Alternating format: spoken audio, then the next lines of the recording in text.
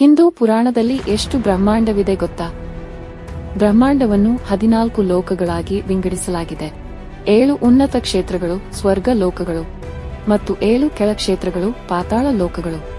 ಭೂಲೋಕದಿಂದ ಸತ್ಯ ಲೋಕದವರೆಗೆ ಉನ್ನತ ಲೋಕಗಳು ಹೆಚ್ಚುತ್ತಿರುವ ಆಧ್ಯಾತ್ಮಿಕ ಜ್ಞಾನೋದಯ ಮತ್ತು ದೈವಿಕ ಉಪಸ್ಥಿತಿಯ ಕ್ಷೇತ್ರಗಳಾಗಿವೆ. ಅತಾಳದಿಂದ ಪಾತಾಳದವರೆಗಿನ ಕೆಳಗಿನ ಲೋಕಗಳು ರಾಕ್ಷಸರು ಮತ್ತು ಸರ್ಪ ಜೀವಿಗಳು ಸೇರಿದಂತೆ ವಿವಿಧ ಜೀವಿಗಳು ವಾಸಿಸುವ ಅತೀಂದ್ರಿಯ ಭೂಗತ ಲೋಕಗಳಾಗಿವೆ. ಪ್ರತಿಯೊಂದು ವಿಶಿಷ್ಟ ಗುಣಲಕ್ಷಣಗಳು ಮತ್ತು ಪರಿಸರವನ್ನು ಹೊಂದಿವೆ. ಒಟ್ಟಾಗಿ ಈ ಲೋಕಗಳು ಭೌತಿಕ, ಆಧ್ಯಾತ್ಮಿಕ ಮತ್ತು ಅಲೌಕಿಕ ಕ್ಷೇತ್ರಗಳನ್ನು ಒಳಗೊಂಡಿರುವ ಬ್ರಹ್ಮಾಂಡದ ವಿಶಾಲವಾದ ಮತ್ತು ಸಂಕೀರ್ಣವಾದ ರಚನೆಯನ್ನು ವಿವರಿಸುತ್ತದೆ. ಈ ಬಹುಶ್ರೇಣಿಯ ಬ್ರಹ್ಮಾಂಡವು ಹಿಂದೂ ಕಾಸ್ಮಾಲಾಜಿಕಲ್ ಚಿಂತನೆಯ ಸಂಕೀರ್ಣತೆ ಮತ್ತು ಆಳವನ್ನು ಪ್ರತಿಬಿಂಬಿಸುತ್ತದೆ. ಮುಂದಿನ ವಿಡಿಯೋದಲ್ಲಿ ಸ್ವರ್ಗ ಲೋಕಗಳನ್ನು ಮಾತನಾಡೋಣ. ವೀಕ್ಷಿಸಿದ್ದಕ್ಕೆ ಧನ್ಯವಾದಗಳು.